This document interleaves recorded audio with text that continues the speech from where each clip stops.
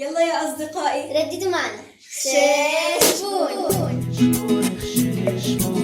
خشيشبون خشيشبون خشيشبون خشيشبون خشيشبون، ست بتحكي لي حكايات وهي بتخبز عالطابور. خشيشبون خشيشبون خشيشبون خشيشبون، زيت وزعتر ومسخن بظل الكرمي والزيتون. خشيشبون خشيشبون خشيشبون خشيشبون، فينا بتكبر الحكايات ومثل الدفني والدحنون. خشيشبون خشيشبون خشيشبون خشيشبون، وست بتحكي لي حكايات وهي بتخبز عالطابور. خشيشبون خشيشبون خشيشبون خشيشبون خشيشبون خشيشبون.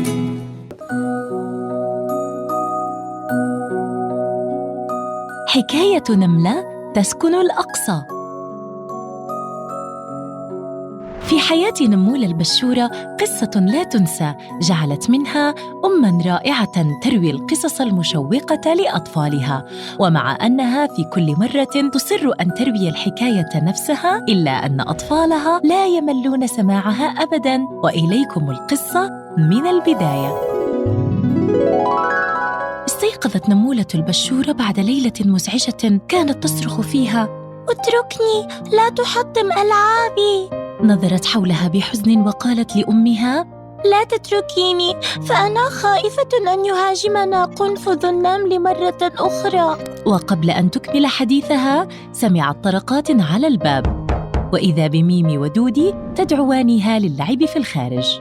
وما أن بدأنا باللعب حتى توجهت أعينهن تجاه مساكنهن المحتلة، حيث الطعام اللذيذ والأراجيح. عندها لمعت فكرة مخيفة في ذهن دودي، فهمست في أذن صديقتيها: ما رأيكما أن نحاول الدخول إلى مساكننا والحصول على الأطعمة التي قمنا بتخزينها في الصيف؟ صاحت ميمي وقفزت فرحة، ثم قالت بحماس: هيا، ماذا ننتظر؟ إنها فكرة رائعة، وسأحاول الوصول إلى حقيبتي التي ضاعت. أما بشورة فكان رأيها مختلفاً ورفضت الأمر. ولم تكد ميمي تكمل حديثها حتى ركضت هي ودودي باتجاه المساكن المحتلة، وبشورة ترقبهما وهي ترتجف رعباً. وفعلاً دخلت ميمي ودودي إلى مساكنهما، وفجأة ظهرت القنافذ الشريرة تمد ألسنتها لتلحق ميمي ودودي، ونجحت في الإمساك بهما.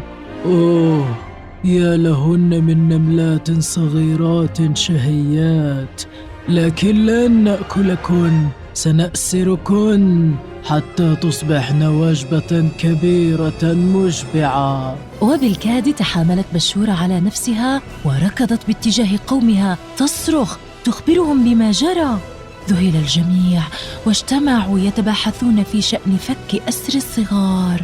جلست الجدة وسارع الصغار إلى الالتفاف حولها، ثم قالت: الهرب يا صغاري، لن يحل المشكلة. قنفذ النمل عدونا منذ الأزل، سيلاحقكم أينما كنتم، فأطماعه كثيرة. لكن قنفذ النمل أقوى منا يا جدتنا، وأرض الله واسعة، فلما لا نبحث عن مكان آخر نبني فيه منزلنا ونعيش فيه بأمان، وكفانا مواجهات وضحايا. صبرا يا صغاري، نحن نسكن في القدس وبجانب الأقصى منذ ملايين السنين، فهذه الأرض أرض آبائنا وأجدادنا. وماذا أيضا يا جدتي؟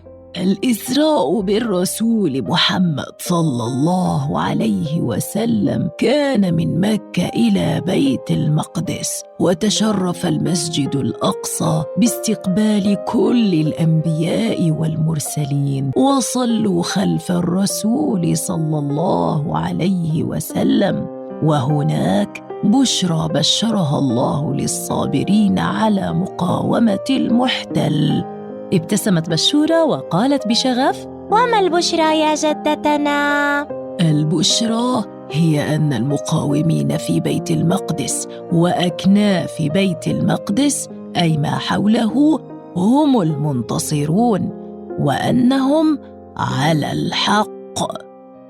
وبتوجيه من الجدة انهمكت نمولة البشورة وصديقاتها في التحضير لاجتماع عاجل أسفر عن قرار يقضي بعمل جسر نملي فوق الحفر لكي تعبر عليه النملات المحاربات. وسارعت نمولة البشورة تجرب حجمها إن كان مناسباً لبناء الجسر، لكن الجدة رفضت طلبها لصغار سنها ووعدتها أن يكون لها دور آخر في المعركة، فالقتال ليس هو الدور الوحيد في الحرب. عبرت النملة الجدة وبدأت معركة حامية استشهد خلالها الكثير من النمل المقاوم. أحست الجدة بالخطر الذي يتهدد قومها، فسارعت إلى إرسال نداء تستعين فيه بإخوانها في أرجاء الوطن العربي. وكان أول المستجيبين النمل الأبيض. قاطع الصغار أمهم نمولة البشورة باستغراب: لكنك لم تخبرينا ماذا حصل مع دودي وميمي. ولم يكد الصغار يكملون سؤالهم حتى سمعوا طرقات على الباب، فأسرعت نمولة البشورة لتفتح الباب وتقول فرحة بأعلى صوتها: أهلاً بصديقتي ميمي ودودي. حينها سر الصغار بنهاية القصة وعرفوا الدور الذي قصدته الجدة النملة حينما رفضت اشتراك نمولة البشورة في القتال. هل عرفتم الدور يا أصدقائي؟ نعم، أحسنتم، أن تحكي لكل من تراه قصة العودة والنصر.